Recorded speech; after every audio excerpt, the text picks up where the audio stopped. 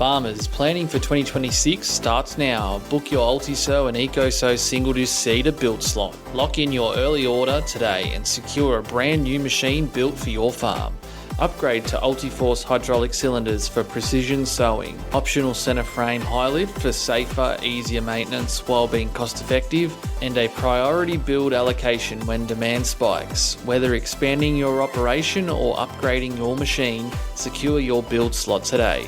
Seraphim Machinery, your seeding and tillage specialists. Here's an opportunity they can hop on a simulator in their own environment, and actually have a go. A lot of women make a fantastic operator, and probably some even better than men because they actually look after the equipment. Years gone by, the training, it's probably all, in a book and you're reading it, but you're not really plugging it. PowerPoint. At any point in any of those exercises that are driving along, the instructor can hit a key on the keyboard and have your front drive tyre blow out. You still want to do that role play, but let's do role play in a more realistic way, and that's where simulation is fantastic. I think being able to expose people to it will definitely help bolster the workforce. So you get somebody that comes in and says, I've got all the tickets in the world. You actually put them on a machine and in the simulator and let them demonstrate that they know how to operate that machine before you put them on the real thing. All right, guys, welcome back to the pod. Today we've got a familiar face, Rodney Dunn. He's a former sales manager here at Seraphim Machinery and was our first host on the podcast. He's also even chanced his hand at TEDx and as a speaker on there. So, he's out and about and he's doing a few podcasts here and there. And now he's based in Forster.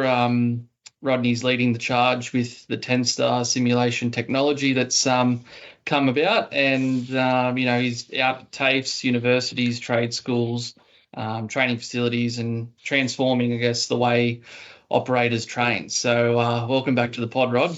Thanks, mate. It's great to be back. Good to catch up with everybody too. It's been a bit of a while, but always good to have a catch up. Yeah, no, definitely. And for those who only just jumping on the podcast now, Rod was obviously with us from the very beginning. He was there when we were testing and trialing, episodes and guests and all the rest of it. So if it wasn't for Rod, we wouldn't have been able to do that. And, we definitely thank Rod for that time that he put in. And, it's become what it is today because of Rod, and we've expanded it. And it's really great to see. So, it's good that we can keep it going. A lot of it comes back to you, mate. You've done a fantastic job making sure that we sort of pushed it off. It's something that we did start off at the infancy back how long would it have been? 18 months ago. Yeah, probably about 18. At least, yeah. Darryl gave us the okay to spend a bit of time on work time to do it, and it's definitely it was great fun doing it. I can tell you that. I've met some fantastic people, and I know you did too, and had a lot of fun doing it along the way. So it's been fantastic. So I'm really glad to see it keeping going. It's good to see everybody else having a bit of a dip too, and even yourself hosting the episode last time with Katie. Katie Nash was fantastic. I really enjoyed listening to that episode. So great work, guys. Keep it up. I'll really enjoy it. Yeah, I didn't think I'd get in front of camera because I was just happy to produce and do all mate, you're a natural. We try. But anyway. All right, Rod. Well, I guess let's start with Tenstar simulations. I guess give the people a bit of an understanding of the technology, where they're from, that sort of thing. Rightio. Yeah, well, Tenstar, it was sort of a really big sort of culture shift for me, changing from being in with Seraphims for just over 10 years there to deciding to go down something completely different like this. The technology is basically what we're producing is training simulators, a training simulator that we can train operators of motor vehicles, emergency service vehicles, so police drivers, ambulances, that sort of thing, all the way through to a lot of construction machinery, so excavators, bobcats, articulated haulers like the Moxies and things like that, and agriculture.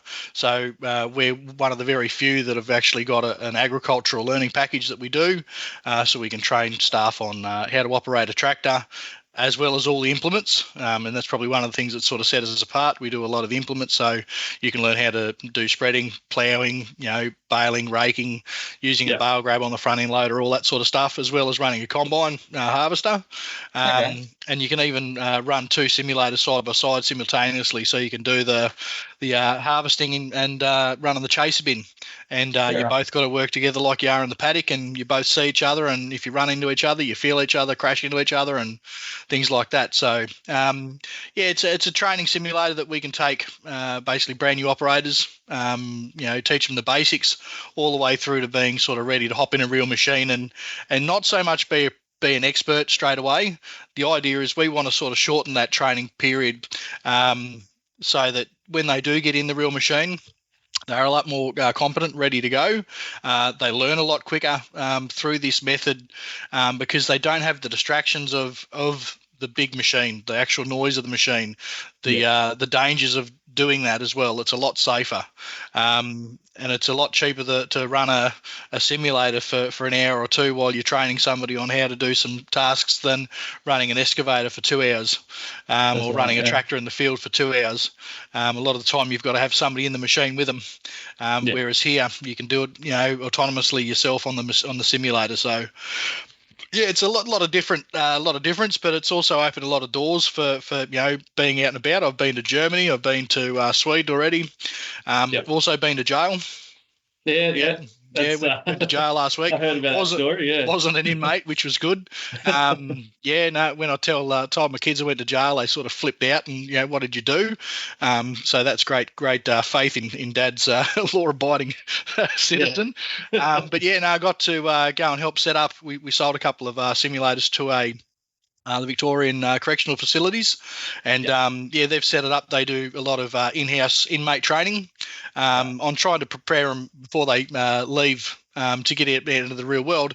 They try to give them a bit of something to go into the workforce with, and what they've found is with that sort of rehabilitation and that training, by being able to put somebody into a real world situation with some real world skills, and they go and actually get a job, their chance of reoffending drops about 60%. It's massive. Yeah, wow. So we're really pushing hard to try to get more simulators into these correctional facilities. We don't call them jails; we call them correctional facilities because we're trying to really get these guys.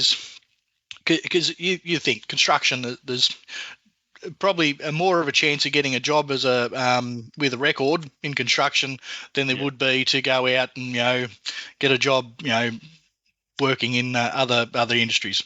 So they're saying, right, let's get these guys in, train them up, let them learn how to use an excavator or a bobcat or a tractor or combine harvester, any of those sort of things, and let's give them a bit of a chance. And so I got to go into the inner workings, in the inner sanctum of a fully functional maximum security prison, which was a bit of an eye opener. I guess that's probably a bit of a luxury for them in a sense that they get someone to come in and they've probably been, on their best behaviour to be able to get absolutely to come in. Yeah, I'd imagine. So it's one of those things that the facilities themselves, the actual trainers, do a really good job.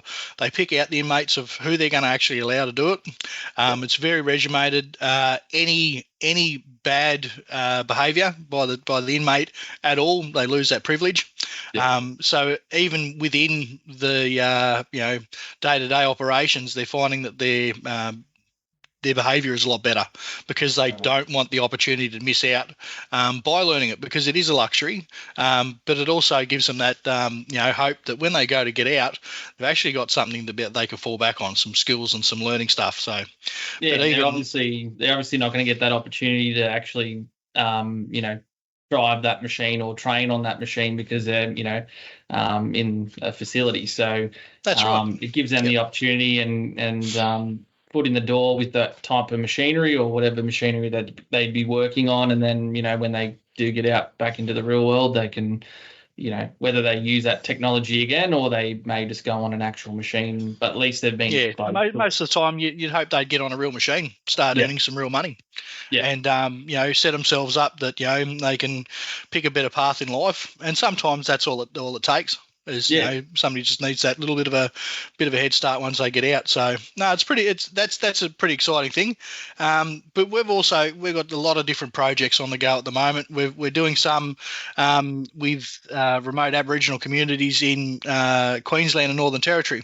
We've got a training organisation that is setting up a dedicated, basically it's like a B double truck, and it's basically a training school on wheels. So they're going to have a couple of simulators in the A trailer up at the front where they can get in, they can learn how to operate the machinery. They're going to have augmented welders and things like that too, so they can learn how to MIG weld and things like that. And then they're also going to have like a dedicated sort of classroom. So it's not just simulators, it's a proper school. The idea is that going to these regional communities and actually talking to the people on their own land and teaching them while they're out there, they find they get a much better result than bringing them into the city. Because once they get into the city, they can that often either stay in the city and cause a muck, or they don't really focus on coming and learning. And the idea is we want these these people in these remote communities to learn different skills, but use those skills in their own community to actually benefit the community, because there's a lot of work to be done at those places, and a lot of them can be done from an operation of a machine. So teaching a guy how to drive a grader, perfect opportunity, because then they can start maintaining some of the roads and roadways and that around their place.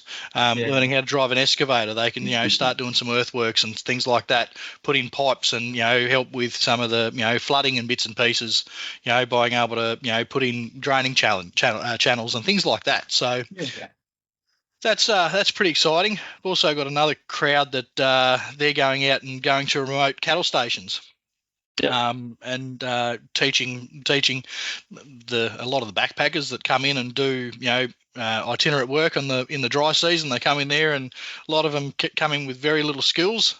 So we actually get them to go up and go out, do the training, teach them how to use a forklift, telehandler, those sort of things as well that they use on the farm. That's been pretty successful too. So not only are we doing the TAFEs and the universities and that sort of stuff, we're also getting out there in the real world and got a lot of training organisations taking it on as well. So it's fantastic opportunity to sort of do something completely different, but also touch back on my agricultural base and keeping it regional. That's the thing I'm pretty excited about, because there's a lot of work and a lot of opportunities in the city, but there's a lot of opportunities in the bush too to make a difference. And I think because in some of these rural areas, they might not have, access to actual machines. So at least it's something that they can be exposed to as well. So that's really great. But, look, it seems like just in your background there, you've got a fair few machines. So what are all the industries that you cross? Are you pretty much construction, agriculture? Yeah, it's construction, agriculture, and we say logistics. So that can be trucks, cranes, those sort of things. Cranes usually fall under the construction banner, but, we're talking about forklifts, crane lorries. We've also got harvesting equipment for trees, so for the timber industry. So you can learn how to drive a timber harvester, which is, I've done a bit of that in my time mucking around, learning how to do that on the simulator. And I've quite often seen them running around home back, down in Victoria there where I was from. There's a lot of pine plantations, and seeing these harvesters run around and how quickly they can, thin out or bloody clear fell a bloody paddock full of pine trees is amazing. But actually getting in and having a go yourself, it's a bit of a different kettle of fish, and those operators do an amazing job. So it was fantastic to have that opportunity to do that. But there's so many different industries we sort of cross, and there's industries now that we're really pushing into, like the emergency services. So we've got a lot of projects at the moment with different state-based the driver education schools for the police. Looking at the way that they are teaching their recruits how to drive vehicles, but also how to teach some of their existing officers different, techniques. And some of the driving techniques that we're allowed to do in Australia are very limited because of the training facilities we've got. Yeah. So we're pretty excited to be able to hopefully bring in some new, driving capabilities that we're able to teach in a safe environment and in that repetitive environment. Because if you can think, there's a maneuver called the pit maneuver, and basically it's where you can drive. Up to and alongside the vehicle, offending a vehicle, and you're able to actually cut across and hit their back quarter panel, spin them out, and stop the vehicle. We're not allowed to do that in Australia. Yeah. It's not allowed to. So being able to practice that and learn that maneuver in a safe environment where you can repeat it before you go and actually do that in a in a real training environment, in a real vehicle, it just allows us to look at those sort of things, and hopefully then it's going to make our road safer. Yeah. Make it so that the police have another bar up their sleeve, so they can actually go and hopefully bring some of these offenders, pull them over quicker if they're trying to make a getaway. Where you can just go and train that in the real world, like with an excavator, you can go out on a machine and it's that's right. And you can dig up something or whatever you got to do, but. I'd imagine with that you can't just have a test dummy car and trying to. Well, the way that the teachers in Sweden, the way that they teach, because that's one of the countries that we're heavily involved with, and only because we've got one of the original trainers for the Swedish Police Force Driver Academy working for us now, and he's working for us full time. He's looking at a lot of the exercises and the way the training package and things go, because at the end of the day, a simulator, the training simulator, really comes down to two sort of thoughts. You've got a part of the simulator that's got to be accurate, and it's got to feel like a real machine, and it's got to perform and have that same vehicle dynamics and give the user that real feel. But then you've also got the learning, and the learning part of it that's where it takes it from feeling like a game to, hang on a minute, I can actually learn how to do certain things, and I can actually get some value out of this. And so he's doing a lot of work with that. So with the Swedish police force, they actually had multiple vehicles, old crap boxes, paddock bashes type thing that they would be training in. And he goes, we would go through one a weekend where to just get to the point where we couldn't use it anymore, because the first few times they go to do it, they damage them. Either they damage the car that they're in or damage the car that they're trying to pull over, and it's not safe. And it took a lot of work to get them to that point where they can actually go out and do it in the real world too. A lot of class hours. You have to get checked off to be able to do all that. So it was a very long sort of arduous task. Whereas now they're putting a lot of their staff through, a lot of their existing guys as well, giving them the refreshers so they can practice doing it. Just so, because it's not something you practice all the time. So it's also something that we can repeat in that environment. And it's amazing what you can sort of do with that simulation, because it's not something you can do safely in a normal environment. Same with driving a forklift. You try learning to drive a forklift on an uneven surface. It's dangerous, and they tell you not to do it. We can actually do it and show you what it feels like, and show you what it feels like to tip over a forklift, and it's not fun. So how do you, I guess, achieve that realistic feel on the machine? That feedback that the operators get. How does that all come about? Is it? So there's a range of sort of technologies that we use. We can use like virtual reality headsets. So you put the headset on, you're fully immersed in the vehicle. So you look down, you look up, everywhere you look, you're within that machine. If it goes to tip over, your natural body reaction is to brace yourself, because you feel like you're tipping over. Yep. We've also got what we call our motion base, and that's got 3 actuators underneath. And that's a system called D-Box, and that basically allows us to have what we call 3 degrees of freedom. That's the term, and it basically moves left, right, back and side, and moves the seat and moves the simulator, so that if it goes to tip over one way, you feel the seat move. So your natural body leans over, and you're seeing that, it feels real. And I can tell you put a headset on and you put a truck into a black ice patch, at 40, 50 kilometres an hour and you don't think it's going too fast, but you run it into the trees, you think you're going to crash. You think you're really in a bit of trouble because it really immerses you into the environment. Other things that we use is not just the visuals, but also the audio. There's a lot of audio that goes into our simulators. So we've got dedicated audiologists that all they do is they're looking at they're sound experts. They literally, constantly work on trying to improve that. We've got things like eye tracking. So there's a little camera that sits at the very top of the simulator, and no matter where you look, if you haven't got the VR headset on, the virtual reality headset, if you're just using the screens, no matter where you look, it actually follows your head. So it moves the screen. So it makes you feel like you're more in that environment as well. Yeah, so yes, in sync with the operator. Exactly. Yep. So then we start using real world, joysticks for the excavators. They're out of a real machine, so they feel like the real machine. The force feedback in the steering wheel. You go to turn a corner at a high speed compared to slow turning. It feels different. It feels different in a car. It feels different in the simulator. Same with the pedals. You can actually adjust the pedal strength so that you can, set it up. If you're driving a truck and you want to show them what it's like to drive an old banger with very bad brakes, you can actually turn around and make the brakes act very, very relaxed. You can put slop in the steering. So as you turn the steering wheel, nothing happens and then it picks it up like an old banger on the farm. Yeah.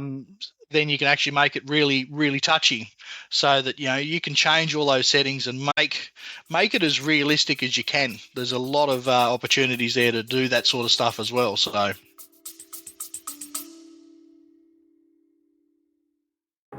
This spring, farmers are saving big with Seraphim machinery. Spring specials are now on, with great deals across a wide range of equipment, from slashers and graders to grain bins, double disc seeders and speed discs. Whatever the farming operation, Seraphim machinery has the right solution to get the job done. But the time to save is now. Don't miss Seraphim's spring specials while stocks last. Call, visit in store or head online today. Seraphim machinery, your seeding and tillage specialists.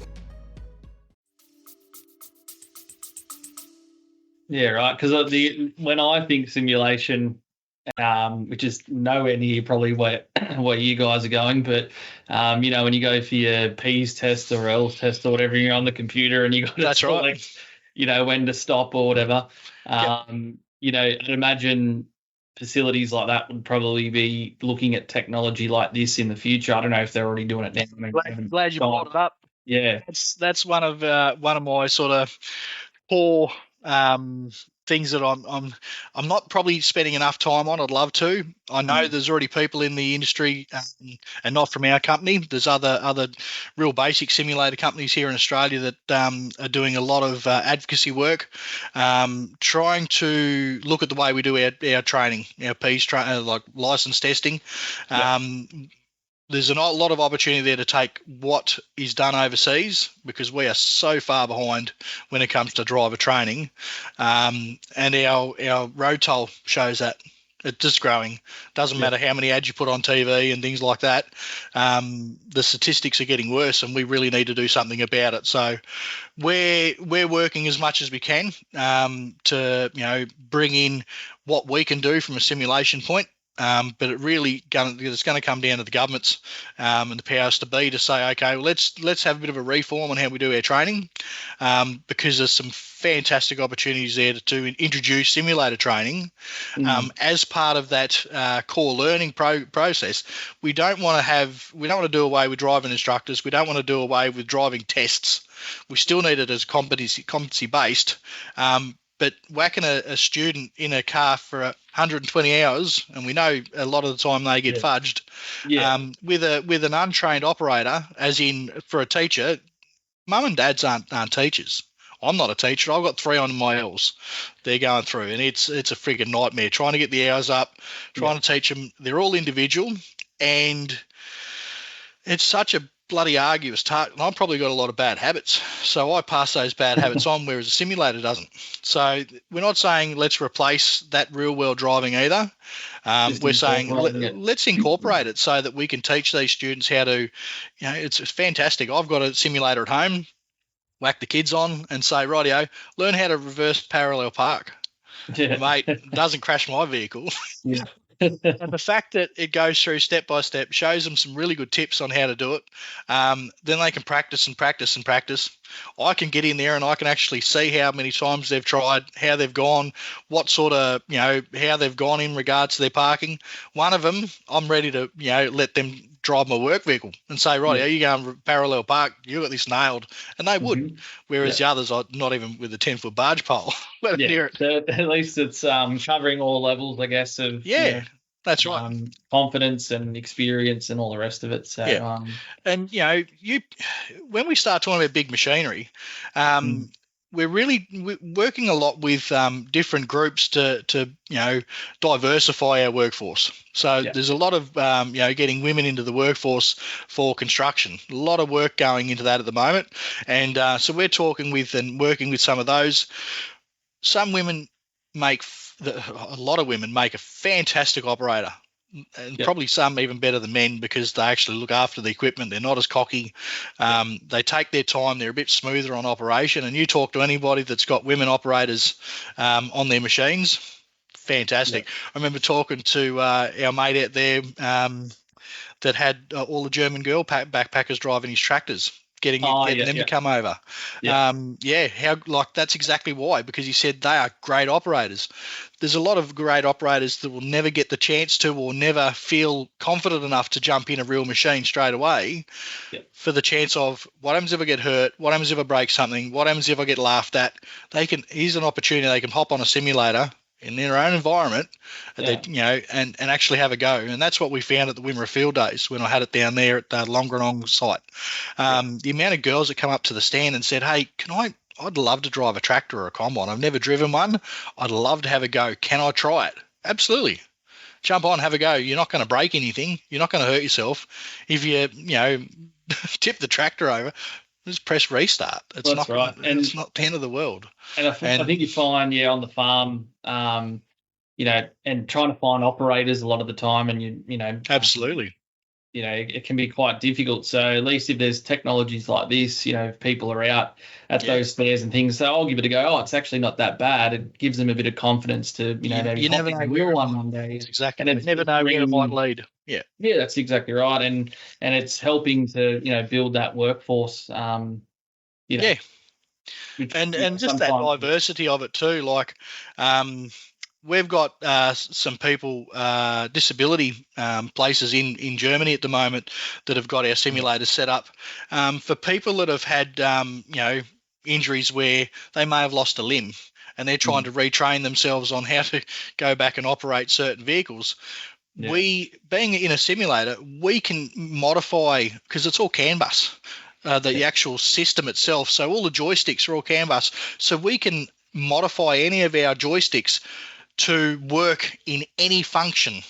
So you can have it so that any of the buttons can be reconfigured.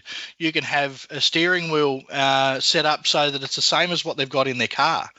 So if they've, and their hand controls, we can do all of that so that people with disabilities aren't left out either. We can actually teach them how to operate machines.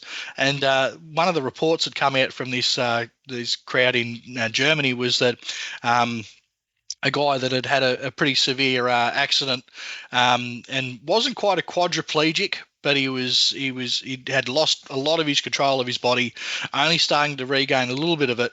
And he worked as a earth moving operator. Yeah, we're actually able to help him retrain to be able to get back in with assistance to be able to operate his earth moving equipment again. Yeah, whereas he thought he was done for life, he'd never work again. Yeah. And all he wanted to do was get back in the seat because, that was his life. Being able to do that sort of stuff, that's the real world changes that I'm sort of excited about. So yeah, definitely be rewarding when you hear about all those sort of stories, I guess. And it can be. It doesn't mean that I certainly don't miss the Sarah from Machinery stuff and our baby, the oldie sow and eco sow and talking to all their fantastic farmers and a lot of the customers that I got to meet along the way and some of the friendships I formed with the customers as well. Certainly, earlier this year, come sowing time, I did feel a bit of a void and felt like a bit of a nuffy that I wasn't out. On here, we're going the peak period. No. So it's really good to see things are still rolling along and doing so well at Seraphins. It's great to see, but it's been a good challenge to go to something different. I can tell you that. Yeah, no, definitely. And it's trying to get this product across Australia, and getting it into facilities or to been a lot of work. different businesses that may require it if they've got quite a large workforce or whatnot. But I guess with the machines, is it brand agnostic? Like, you can tailor it to whatever machine. So just say if you were driving a Fendt or a Massey or with anything it all, with simulation, you can literally create anything you want. Yeah, just comes down to money and time. Right. So we've got close to 75 software engineers that work for us full time, and all their job is developing and updating and changing and modifying and improving our product. So we've got some very big clients like Liebherr, which is a big German manufacturer of a lot of construction machinery. Yeah. We've got dedicated agnostic sort of things branded for them, but only used for them.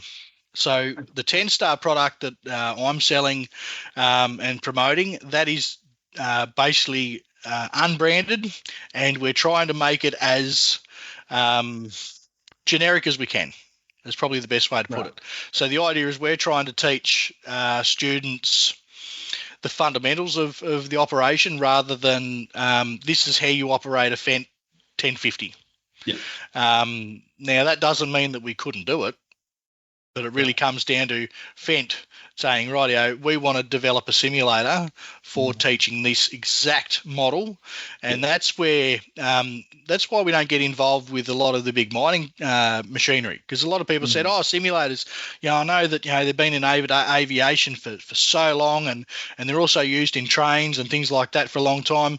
We know that the mines use them a fair bit now for training. Yep. Those simulators you see in the mines are similar concept, but they are dedicated to that specific model, and they don't do a multiple range of things. They literally teach you how to operate one particular model. And when you hop in those things, it's like you're sitting in the cab. They usually have a cabin off one of the real machines, and everything's decked out. All the buttons are 100% identical. You hop in and you feel like you are in that machine, in that environment. And it's the difference between trying to teach somebody how to drive a particular machine and how to be a machinery operator for that thing. Because we know there's a lot of farmers out there, they've got 5 or 6 different tractors. Not everyone's going to be exactly the same. So you've got to teach them the fundamentals, and when it comes to the fundamentals of operating different machinery and that too, when you're looking at the plough, you're looking at the baler, they're all going to be very slightly different. So we make them as generic as we can.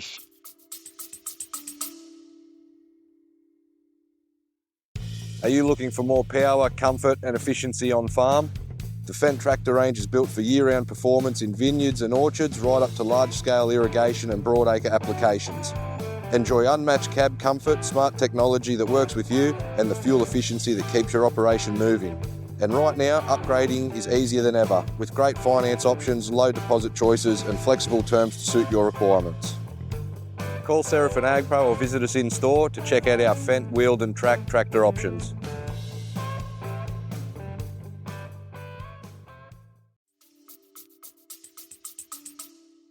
Yeah, and I guess you're probably trying to get the broader, workforce and that. Whereas I guess with those guys, they're just focused on that machine because that's what they're going to be coming in on when they start their job or whatever it is. That's right. So when you're out and about, and if anybody does happen to see a simulator there, and it may look like ours, but it could be a different colour.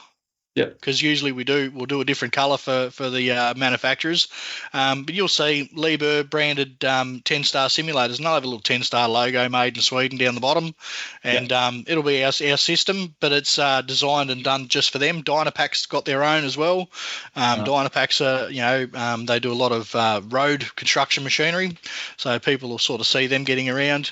And even down to the likes of the machine control stuff. So Topcon, Leica, Trimble. So those brands have got their own machine control for a lot of the construction machinery. So we've actually got a lot of those sort of set up for teaching people how to use the machine control on an excavator, for instance. So we're using our core excavator module and then adding on a machine control a real world machine control system, because being a CAN bus, it thinks it's actually sitting in a real excavator. So it's another opportunity to take a step forward and be able to teach the operators on how to use the machine control system. The question that I get a fair bit now is, that's awesome. When are we going to start doing that for tractors and agricultural GPS? This is where I was going, yeah. I knew it. I read your mind, because one of the first things I said was, why can't we do that? That's a fantastic opportunity to be able to do more training for, particularly backpackers and stuff coming in, learning how to do the basics of, let's go into a field, let's, pull up a job, let's set an AB line or pull up an existing AB line, let's, get everything up and running, making sure that, they've got enough satellites and they're all operational. You can do troubleshooting on it, so you can turn around and say, in a simulator, you can say, rightio, at this point of the exercise, we're going to have something go wrong. So we can set that up. For a truck, for instance, at any point in any of those exercises that are driving along, the instructor can hit a key on the keyboard and have your front drive tyre blow out. So you've got an emergency situation of how to stop. And that can be instigated at a random point, or it can be instigated by the instructor. So those sort of things is where it's really heading, taking it from just, okay, this is how to operate a machine, and that as to, okay, how do we, further improve that by, incorporating emergency situations. And one of the things that I'm really excited about is, I know the guys are working on, let's put a kangaroo jump out in front of your car. So at the moment, when you're driving along, you can have a moose. We don't. You can still it's probably more European, I guess, the moose. Very much so. So you've got the European, you've got the big moose, and they're huge. It'll run out in front of you, and you've got to be able to avoid the accident. Is one of the driving car simulators. So you can do that. Whereas I'm saying, well, we've got the right hand drive and we've got the left hand traffic now. Let's turn around and organise to get some kangaroos jumping around and making it feel a bit more Australian. And the guys are pretty excited, because when I went to Sweden, I spent a lot of time talking about Australia's not that dangerous. Yeah. I'm trying to talk them into it anyway. They don't believe me, but it's been good to be able to go over and advocate the Aussie way of life over there too. Yeah, that's right. And I think making it feel Australian in a sense, and those real life scenarios, I think definitely help anyone training, I guess. And do you get many farmers or farming businesses that are starting to look into that sort of stuff? Is it starting to get a bit of traction, do you think? Or? Yeah, not so much the individual users or the actual individual farms. A lot of it is the schools. Like at the moment, we've been talking to Yanko Ag. So the agricultural boarding school, getting simulators sort of up and running in there. Longeron College, those sort of bigger agricultural schools and universities. A lot of TAFEs run an agricultural course, and they're sort of taking it on to be able to do that. So it's more the ones getting into the agricultural industry from outside. Sort of getting an opportunity to use it. But then there's also RTOs, like I was saying, where they're actually going out to the farms and doing the training there. Yeah. They're the ones that are sort of pushing it, saying, well, there's a lot more opportunity to do that, rather than having to bring everybody from out the bush into the city to do the training. Yeah. But there's dedicated rural training services, like down in Hamilton we've got REST, which is they're just a dedicated regional training industry training skills group, and they've got a couple of our simulators, and they've got tractors, excavators, and that sort of stuff all lined up, and they use them a hell of a lot for doing a lot of their course, because there's so many young people looking to get into the industry that may never have been in it, which is fantastic to see. I was a bit nervous, thinking that the agricultural workforce was getting a sort of older generation, and there wasn't that young, fresh talent coming through. There is. It's probably not enough to keep up with what we need, but there is a workforce coming through, and anything that I can do to be a part of that to help is what I want to do. So. Yeah, that's right. And I think the episode we were alluding to earlier was Josh Curry's That's right. Yep. Yeah, where they had some backpackers out there and that. So like, he's probably one of the lucky ones where he's got some people, but they come and go as well. So I think being able to expose people to it will definitely help bolster the workforce for the farmers and whatnot. So at whatever stage that comes about, that it's better than not having that access to it, I guess. That's right. Absolutely. Yeah. So no, that's really good. And I guess with Tenstar, like, where do you see sort of the future of it? Is it seems like there's a lot of possibilities with it, and massive. It's it's pretty exciting. Things you probably can and can't sort of tell us, but sort of where do you see that? Like, do you think it's going to sort of penetrate other industries that you wouldn't necessarily think would require it, or is it is it? I won't talk about Tenstar as an individual, but as training simulation, as a training tool, it's only going to get bigger and better. Yeah. And there's so much going on. So you look at the medical industry, for instance, there is so much of that training that can be done now through what they call augmented reality. So you've got the headset and you feel like you're literally looking at a real patient and you're doing the real world work on a real patient, but there's nothing in front of you. So that augmented reality is going to be a big part of the training, and there's so many different industries that are taking it on. So the maritime, operations, that's a lot of that training now is done through simulation, and it is only getting better. But here's an interesting sort of project that we were involved with, and it's something sort of completely random. And I think it was Sweden as well, but I'm not 100% sure what country it was. But we got approached by their transport group for the rail, saying that their conductors were having a lot of trouble with unruly passengers and how to deal with unruly passengers on the train, not having their fare. Now, you don't think that's much of an issue, but it was that much of an issue for this country that they actually got us to develop a training simulation using virtual reality, and not the machine control like a simulator, but the actual virtual reality part of a constructor going onto a train, walking down the aisle and talking to different passengers on the train, and each passenger reacted different. And your tone of voice and the way you spoke to them would react differently to them and how they would react to you. And you had a different challenge to go through. And the project basically was a trial to show that we could do it. And if we needed to implement it, we could. So that's as far as it got. But that's another simulation training is, dealing with difficult customers. One of the things that we're talking with a lot of the industries at the moment is emergency services and how to work on an accident scene, say a car crash. You've got fireys turning up, you've got ambulances, you've usually got the VRA, those emergency guys turning up, SES and those sort of people, police, they're all on the scene together. We can actually train it so that each individual simulator could have a police person driving to the crash scene. You could have the ambulance driving to the crash scene. When they arrive, then they've got to be able to get out. The ambulance has got to be able to triage the patients, and they'll do that with the virtual reality headset.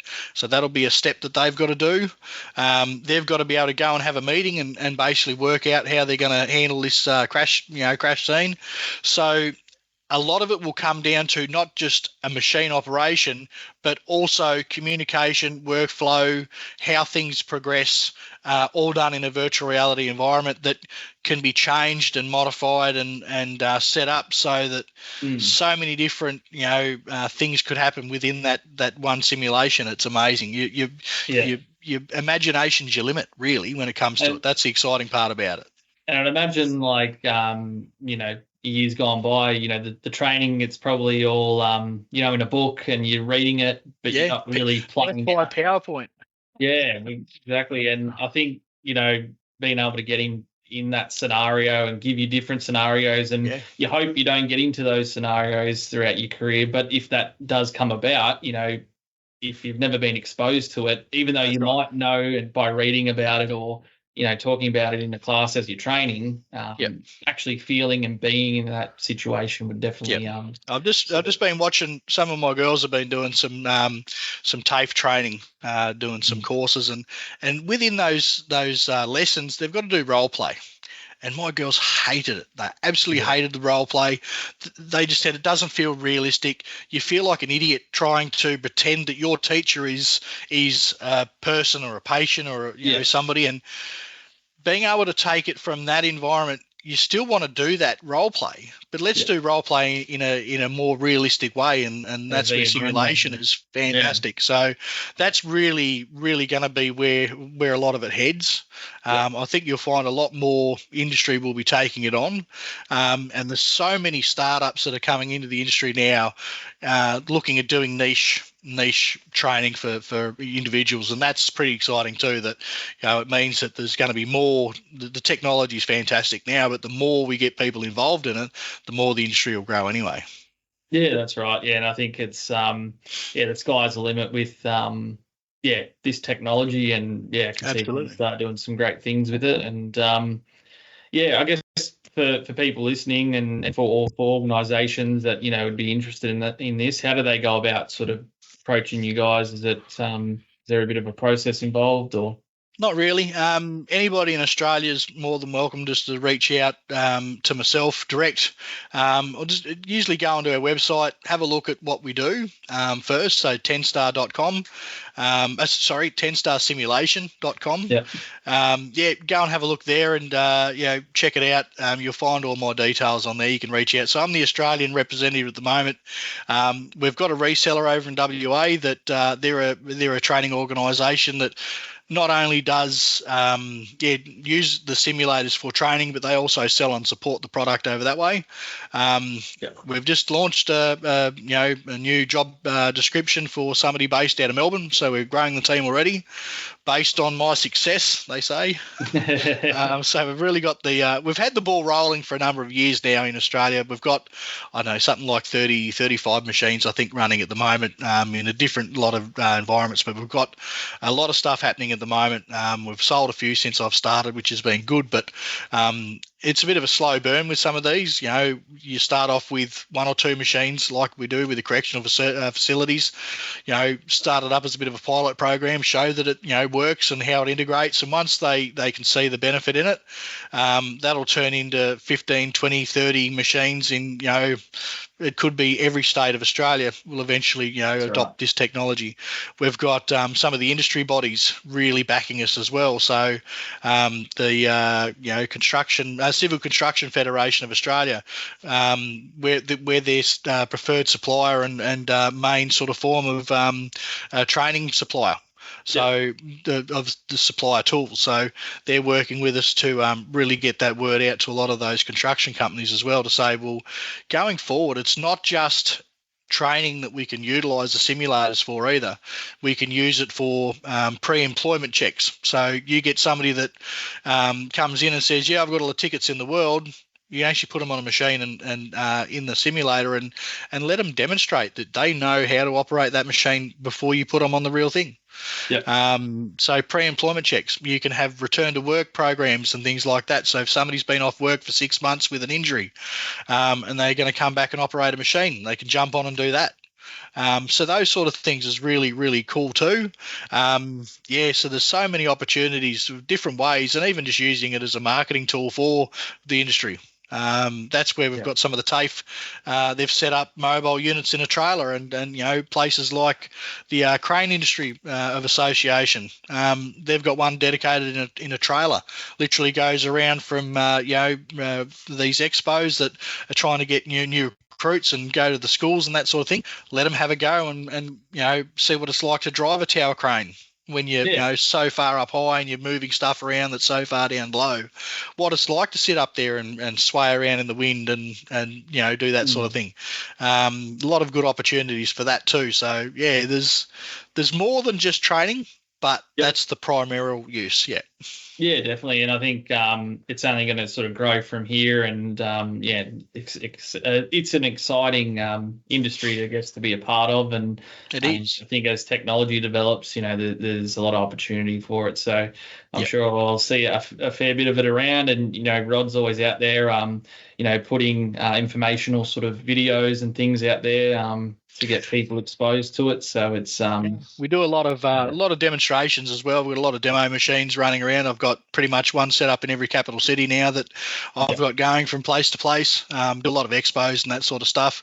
Help out a lot of our customers as well. So if they're having a big event, I'll go down and help make sure the simulator's updated and running properly, and stand there and help man the site, so I can sort of get some of the feedback from the operators too. And it's been good. You got anything coming up? Any conventions? Or? Yeah, so next week I've got the what they call the Construction Workforce Summit. So not only we're going to be doing a demonstration there and having the machine on site, so people within that HR recruitment sort of training aspect of a lot of these construction companies across Australia, they'll come there and have a look. But also on one of the panels, so I get to have a bit of a talk. So again, I'm going to be up on stage and have one of these lapel mics and things like that. I'm still not used to it. I still don't like it. I've got a head for radio, but they keep saying, we've got to have the video going for these podcasts. Yeah. So I did a podcast recently with another contact of mine that they're doing a lot of stuff around sales and agricultural sales, and so if you'll see me getting about for sure. No, I think you've done it a couple of times, but you're just a natural, so that don't know about that. It's all good. Definitely. Well, I really appreciate time, Rod. I know you got to hop on to the next, but mate, when you're having fun. Yeah, no, definitely. And I'm sure, when there's new developments and things, we'll get you back on, and I'm sure you'll have a whole heap more to sort of tell us and some stories along the way. So I really appreciate stories already, but I'm sure you do. Okay for the podcast. Maybe off air. Yeah, that's it. No, I really appreciate the time, mate. Thanks for giving us the opportunity to talk about what I've done. But like I said before, really good job with keeping the podcast up. Really great job by the team too.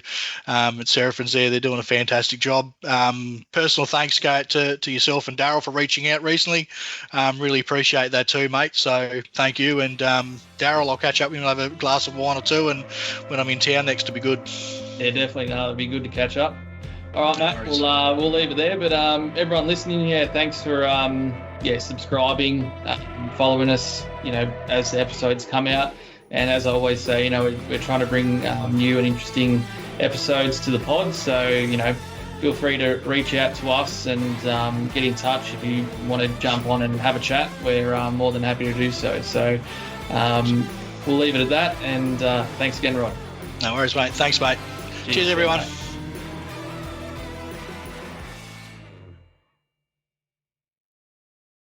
Ready to take your farming to the next level? The versatile 570 HHT is in stock now at Seraphins AgPro.